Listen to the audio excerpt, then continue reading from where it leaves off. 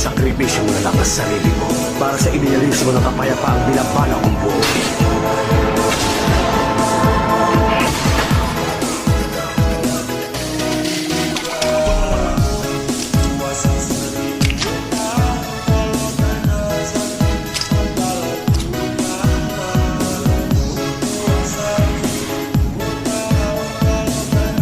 Sa ganitong distansya, mas madali kong makokontrol ang mga kilos mo gamit ang aking chakra.